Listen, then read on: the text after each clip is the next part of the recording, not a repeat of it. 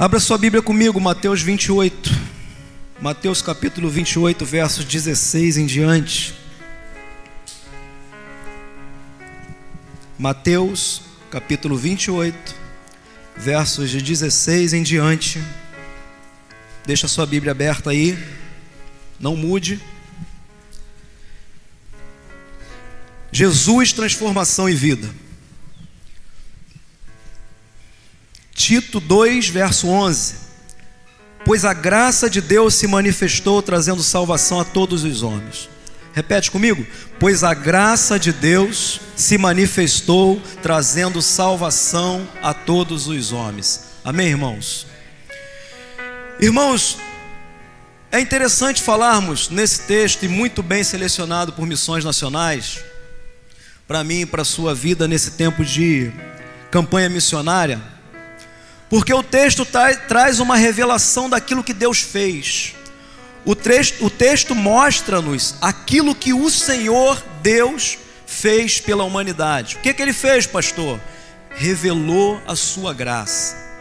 O auge da sua revelação, o ponto máximo, a maior de todas as revelações é o Senhor Jesus. E é dessa revelação que o texto está falando. Esse Jesus foi manifesto por uma atitude de quem, pastor? Por uma atitude do próprio Deus, porque Ele queria manifestar graça. E porque Ele manifestou com um propósito de oportunizar a todos a sua salvação. Então, irmãos, a manifestação da graça de Deus é um ato do amor de Deus, que Ele toma na sua soberania para alcançar a humanidade, fortalecer os homens e novamente reposicionar o homem dentro do propósito eterno do qual Ele queria. É interessante pensar que o texto bíblico, os homens que escreveram a Bíblia foram inspirados por Deus. Tendo sido inspirados, colocaram no papel, nos pergaminhos, colocaram a revelação de Deus. Ser iluminada pelo Espírito Santo de Deus e apresentar a palavra revelada. A revelação de Deus está aqui, querido. E essa revelação, ela precisa ser desnudada. Para que Jesus seja transformação e vida, só tem um caminho. Qual, pastor? Que a igreja decida também ser transformação e vida. Irmão, se a igreja não decidir ser transformação e vida, Jesus não vai ser transformação e vida. Pastor, mas diz a Bíblia que se o povo não falasse de Jesus, as pedras clamariam. Sim, é verdade. Mas, irmãos, há um poder sobre a igreja. Jesus fala: olha, assim como eu fui enviado, eu vos envio a vós. É-me dado todo o poder no céu e na terra. A igreja tem todo o poder no céu e na terra quando está aliançada com Jesus. E essa igreja, irmãos, ela precisa desnudar, ela precisa desvendar, ela precisa descortinar o Evangelho para que Jesus seja transformação e vida. E aí nós entramos em Mateus 28, 16 em diante, que diz assim: os 11 discípulos partiram para a Galiléia, para o monte que Jesus lhes tinha designado. E quando viram, o adoraram, mas alguns duvidaram. Chegando-se Jesus, falou-lhes dizendo: é-me dado todo o poder no céu e na terra. Portanto, ide, ensinai a todas as nações, batizando-as em nome do Pai, e do Filho, e do Espírito Santo, ensinando-os a guardar todas as coisas que eu vos tenho mandado. E eis que eu estou convosco todos os dias, até a consumação dos séculos. Amém. Irmãos, quando nós olhamos para esse texto, nós percebemos 5 princípios aqui, que eu quero destacar nesse texto com os irmãos. E esses 5 princípios é o que fundamentam a minha mensagem. Mas antes eu preciso dizer para você o que é uma igreja multiplicadora, que é a visão adotada pela Convenção Batista Brasileira como a visão oficial de crescimento para a igreja local. Então nós lá atuamos com essa visão de igreja multiplicadora. É a visão intencional de multiplicação baseada em 5 princípios bíblicos de crescimento para a igreja local, que visam o cumprimento da grande comissão. De novo, é a visão intencional de multiplicação, baseada em 5 princípios bíblicos de crescimento para a igreja local, que visa o cumprimento da grande comissão. A visão de igreja multiplicadora não é um modelo de igreja, não é MDA, não é igreja com propósitos. Esses modelos de igrejas fundamentam as suas ideologias num projeto, num programa que eles criaram, deu certo lá, e às vezes nós queremos trazer e encaixar aqui na barbuda. Não vai funcionar, irmãos, não vai funcionar. Mas a visão de igreja multiplicadora é uma visão baseada em 5 princípios bíblicos. Tem alguém aqui que está faltando um dedo da mão direita? Não, né?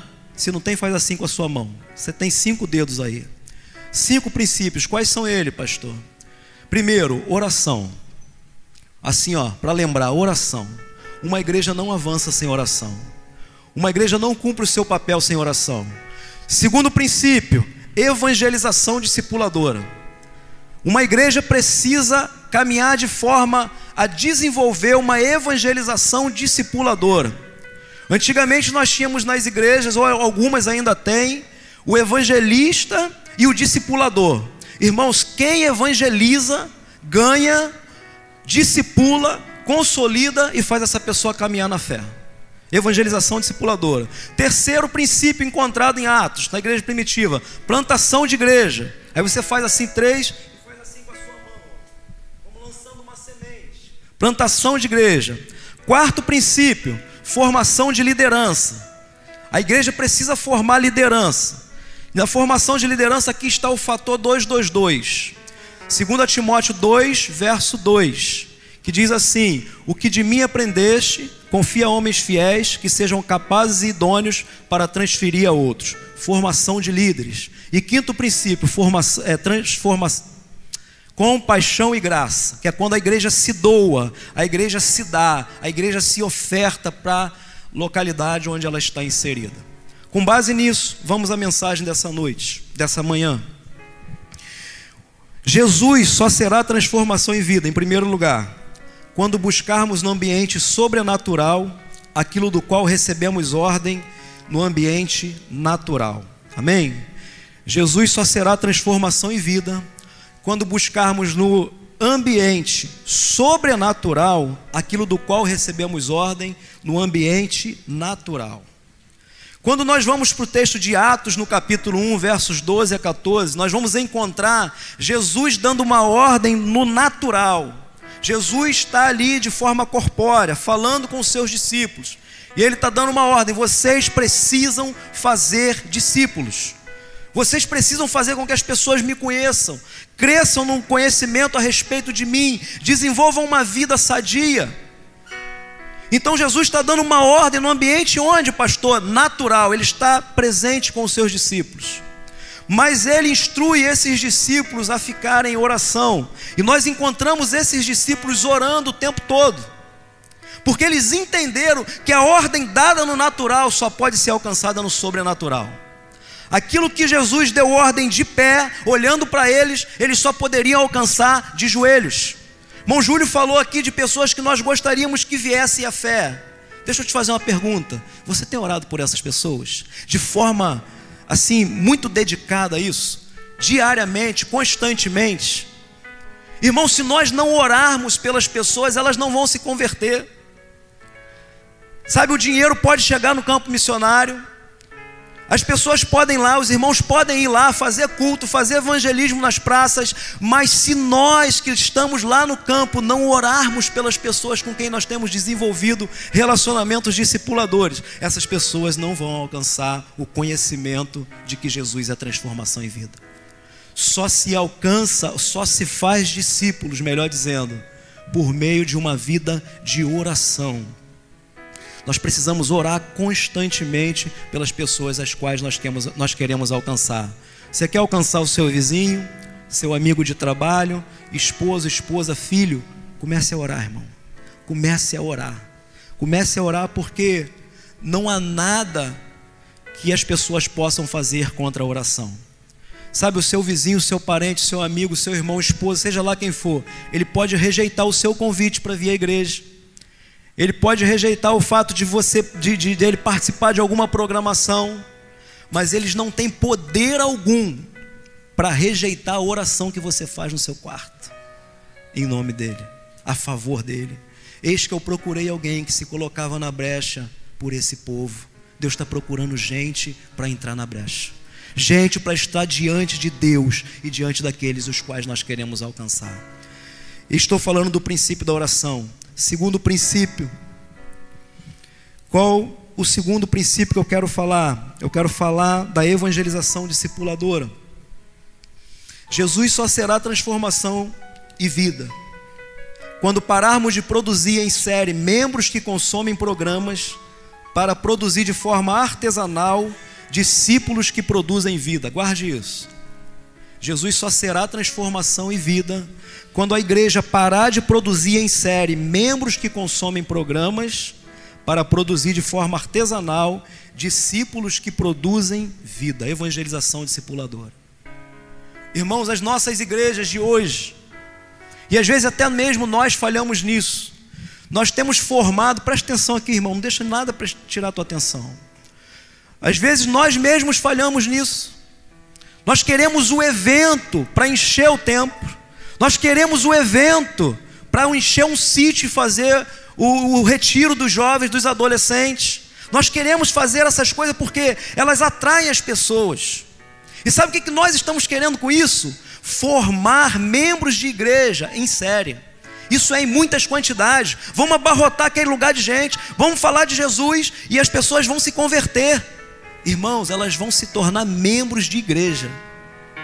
O que eu estou dizendo nessa manhã é que nós precisamos parar de fazer isso. Pastor, está falando contra os eventos? Não, os eventos são uma bênção, mas quando as pessoas tomam uma decisão, irmãos, isso é uma decisão e não é uma conversão. A conversão vai vir quando alguém agarrar com ela, ensinar o evangelho, caminhar com ela, tratar das suas crises, das suas dificuldades.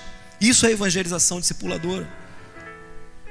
Nós precisamos olhar para isso e dar atenção a isso. Sabe, irmãos, a classe de discipulado que nós fazemos em nossas igrejas com 12, 13 lições é uma bênção, mas ela é para consolidação da decisão tomada. Alguém precisa chegar nessa pessoa e começar a discipular. Alguém precisa tratar dessa pessoa. Alguém precisa cuidar dessa pessoa. Não há possibilidade nenhuma de gerarmos filhos e, gerando esses filhos, irmãos, darmos para outras pessoas cuidarem.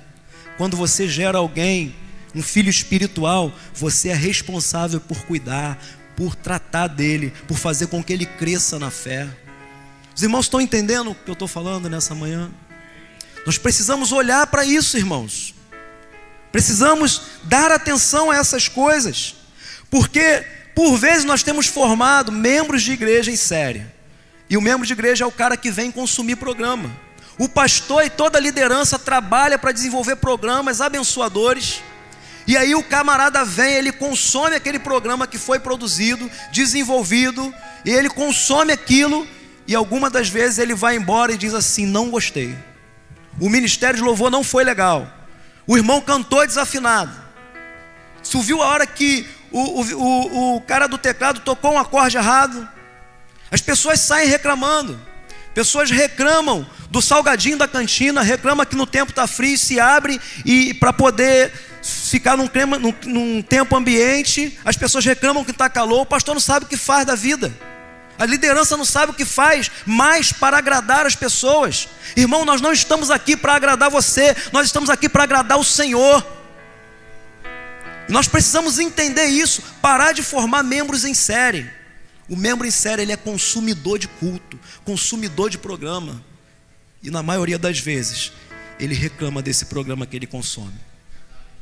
Mas o discípulo de Jesus, meu irmão, ele está aqui firme e forte. O discípulo de Jesus, o irmão cantou desafinado, ele diz: oh, glória a Deus, abençoa o irmão, afina o irmão. Ele está adorando, ele é adorador, irmão, ele é discípulo. Como eu queria ter uma igreja só de discípulo, que aí eu ia poder cantar. Os irmãos iam, né, porque eu não sei cantar, ia ser uma bênção para mim, ter uma igreja só de discípulos de Jesus, que eles iam adorar comigo. Sabe, irmãos, nós precisamos olhar para essas coisas. Evangelização discipuladora. Terceiro princípio, pastor, qual é? Jesus só será transformação e vida se de forma intencional voltarmos a investir estrategicamente em lares que se tornem futuras igrejas. Estamos falando de plantação de igrejas.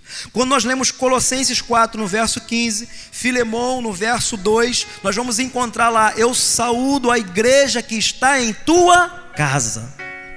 Por que, irmãos, que nós saímos das casas? Por que nós não valorizamos mais os cultos nas casas? Antigamente as igrejas, quando viam nascer um novo bairro, compravam um terreno lá enquanto estava barato e deixava aquele terreno lá. Quando começava a chegar o povo, plantava lá uma congregação, plantava um trabalho na casa de alguém, e depois aquilo se torna a igreja. Irmãos, nós precisamos voltar a investir em pessoas e em suas casas, para que essas casas tornem-se lares. Irmãos, o Marcos, a Rosa, a Vandernusa estão sendo alcançados, irmãos, porque alguém decidiu fazer da sua casa a igreja. Repito, não falo isso por meu engrandecimento, por favor. Mas será que você está disposto a abrir a porta da sua casa? Se algum dia o pastor disser assim: vamos trabalhar na visão de grupos pequenos e células, você está disposto a abrir a sua casa? Será que você está disposto a liderar um grupo pequeno na sua casa? Em Marcos, no capítulo 1, do verso 28 em diante, Jesus sai da sinagoga. Onde Jesus vai depois que sai da sinagoga? Na casa de Pedro. E lá na casa de Pedro, ele cura muitas pessoas, porque Pedro abriu a casa dele para ser uma extensão da igreja. Algum teólogo, eu não lembro o nome, ele disse que a igreja é um avião, composto obviamente por duas asas. E uma dessas asas é a grande reunião no templo. E a outra asa são os grupos pequenos reunidos em casa. E a igreja crescia, e Deus acrescentava, e os irmãos se reuniam de casa em casa. Atos, livro de Atos. Nós precisamos voltar a dar atenção a esses locais, para que eles se tornem a extensão da igreja, e ali possa nascer uma nova igreja para a glória do nome de Jesus. Mas eu caminho para o quarto princípio. Falei da plantação de igreja, e agora eu caminho para o quarto princípio. Jesus só será transformação e vida quando administrarmos o nosso tempo a fim de formar administradores dos sonhos de Deus, formação de líderes. Jesus só será transformação e vida quando, aqui eu falo especificamente para a liderança, quando a liderança aprender a administrar o seu tempo ao ponto de cuidar de um outro alguém para formar nele liderança. Do contrário, irmãos, pode nascer igreja, pode nascer grupo pequeno. Quem é que vai liderar isso se a gente não está formando líderes? Então, a liderança precisa se atentar para isso, formar gente que possa se tornar futuros líderes. A liderança precisa olhar e valorizar a liderança local. Jesus diz que o profeta na sua casa não tem honra. Mas, irmão, nós precisamos mudar isso. Nós precisamos valorizar os nossos líderes. Nós precisamos, líderes, reproduzir o nosso ministério no outro, para quando você tiver que sair por qualquer motivo que seja da sua igreja, para uma obra que Deus direcionar, que você saia abençoado, que você saia direcionado pela sua liderança, mas que deixe um outro no seu lugar cuidando daquilo que você cuida. Esse é o caminho, irmãos. Mas muitos são os líderes que são ciumentos. Eles têm ciúme da classe de EBD. Não, deixa que eu ministro. Ele tem ciúme de produzir ali, de repente, nos embaixadores do rei, alguém que possa começar a crescer, avançar e fazer um bom trabalho. Nós somos ciumentos, o ser humano precisa ter cuidado com isso. Nós precisamos valorizar quem está do nosso lado. Irmãos, às vezes quem está do nosso lado tem um potencial muito maior do que o nosso, mas nunca recebeu uma oportunidade de ser abraçado por um líder e ouvir assim: ó, vem comigo, cara, vem comigo que eu vou te ensinar. Vai visitar alguém do seu ministério, leva alguém que você crê que tem potencial para líder. Vai aconselhar alguém, leve alguém. Vai no hospital fazer uma visita, leve alguém. Faça com que alguém caminhe ao seu lado para aprender a ser líder. E assim, irmão, você vai estar multiplicando o seu ministério, vai estar avançando com o seu ministério. Nós precisamos dar valor a essas coisas. Os irmãos conhecem a história infeliz que ainda paira no meio de nós. Quantos irmãos, quantas pessoas são consagradas ao ministério em suas igrejas, batista, assembleia, presbiteriana, seja lá qual for, e sabe qual é o próximo passo que a pessoa tem que tomar? afastar-se da igreja por causa de ciúmes da liderança, por causa de situações que acontecem. E aí a gente traz pessoas de fora para liderar o nosso povo. E obviamente, pastor, que eu não estou falando contra o Senhor, pelo amor de Deus, né? Mas essa é a cultura que está no meio de nós, quando nós podíamos dar valor a quem está próximo de nós, que conhece o nosso povo, conhece a nossa cidade, conhece os sonhos da igreja, caminha já há tempo, sabe? Mas o profeta de casa não tem valor. Ele é alguém que não é reconhecido. Nós precisamos parar com isso, irmãos. Precisamos valorizar essa gente. Eu estou fazendo isso para pegar 2 rapazes lá, para dizer para eles, eu falo sempre, eu acredito em vocês, cara. Eu acredito que a gente vai plantar mais de uma igreja aqui na cidade. Eu quero vocês pastoreando as igrejas que nós vamos plantar. Nós precisamos olhar para essas coisas. Nós precisamos deixar de investir tempo, dinheiro, força de trabalho na produção de eventos para investir nos líderes a fim de que eles criem a cultura de reprodução de seus ministérios por intermédio do investimento e valorização do outro. Que nós possamos valorizar a nossa liderança. Valorize o pastor dessa igreja, ame esse pastor, firme com ele, abrace o pastor, abrace a visão pastoral, abrace a visão da sua liderança, confie neles, irmãos, caminhe com eles. Esse é o caminho, unidos. Se houver desunião, irmão, já era, porque todo povo que se divide entre si, o seu próximo passo é a ruína. Valorize, irmãos, a liderança da igreja. Valorize aqueles que estão ascendendo a liderança da igreja, em nome de Jesus. E eu caminho para o final. Pastor Levi está ali com o chicote na mão. Jesus só será transformação em vida se fizermos da necessidade do próximo a nossa própria necessidade. Esse é o verdadeiro evangelho. Visitar os viúvos e os pobres nas suas mazelas. É isso que Jesus diz. Jesus só será transformação em vida quando você decidir ser Jesus. Quando você decidir não mais falar de Jesus, mas quando você decidir ser Jesus. É uma igreja que vai, é uma igreja que avança, é uma igreja que estende a mão. O texto bíblico diz, se alguém bater a sua porta, pedindo a você algo, tendo tu contigo, despedindo sem dar, está em pecado. O texto bíblico diz para dar, irmãos. O texto bíblico não diz assim, ó, se alguém bater a sua porta, a igreja, e for frequentador de culto, e vier no evento, dá a cesta básica, não. O texto bíblico diz assim, se alguém te pedir, dá. Porque melhor coisa é dar do que receber. Porque Deus amou o mundo de tal maneira que deu. Olha a relação de amor para a reação de se doar. Porque Deus amou o mundo, porque amou de tal maneira, deu. E nós precisamos ser essa igreja que exerce compaixão e graça. Por meio desse trabalho na escola, e eu estou concluindo, por meio desse trabalho na escola, nós estamos em contato com 3 adolescentes. Um deles, a escola está aqui, para cá está a casa dele, bem próximo da escola, e para cá está um abrigo. Os pais disseram à justiça, não queremos mais. Quantos anos, amor? 12 anos. Os pais disseram à justiça, nós não queremos mais esse menino. Foi um dos que chorou no dia que nós estivemos lá bastante. Porque, irmão, ele sai da escola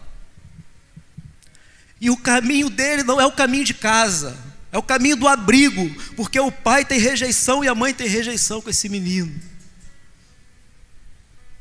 A coordenadora da escola, judicialmente, foi imposta a ela a responsabilidade de cuidar desse menino.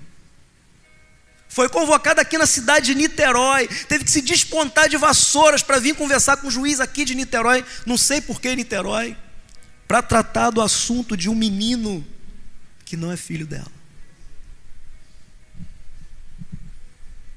Ele abraçou Jaqueline chorando muito. E no final da palestra, eu levei ele lá para uma sala para a gente conversar. E eu falei assim: por que você não vai para casa?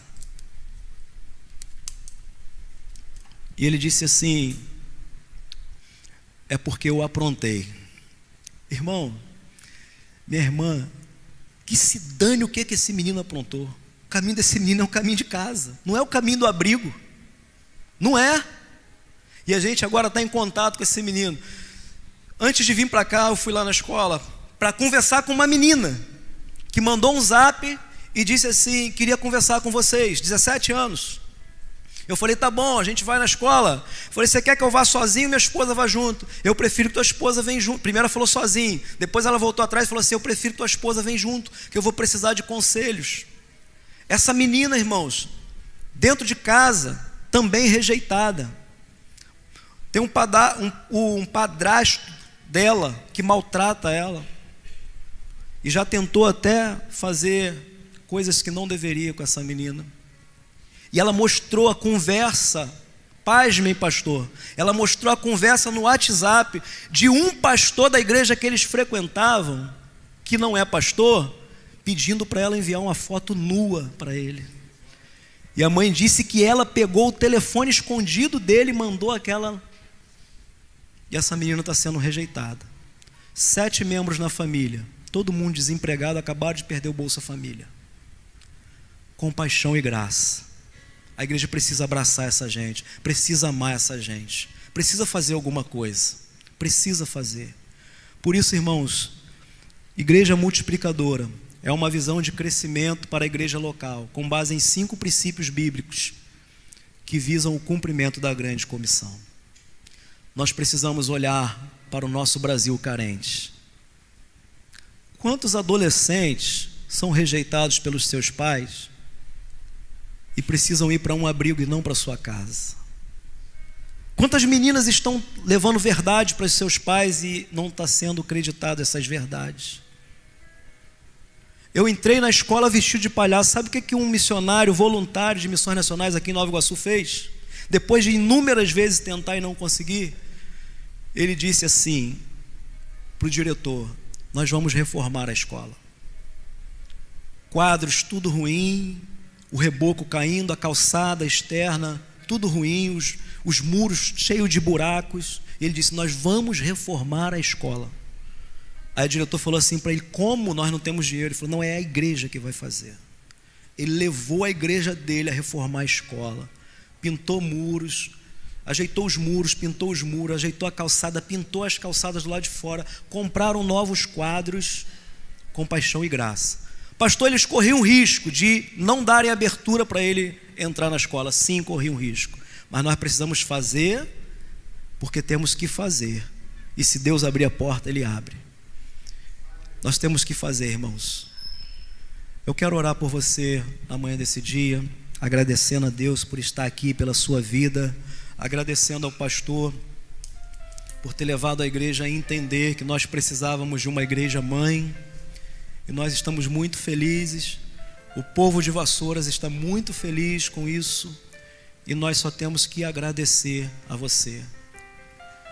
Tem vários irmãos aqui que são parceiros nossos no campo.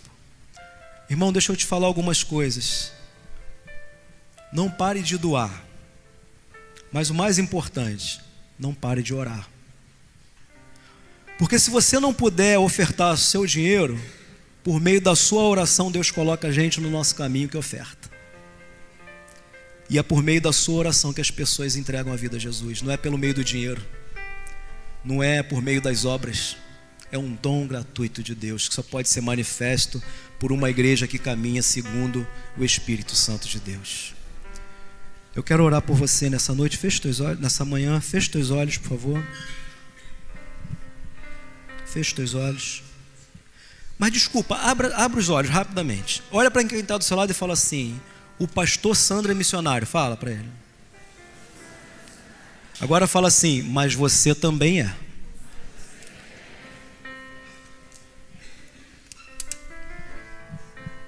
Feche teus olhos.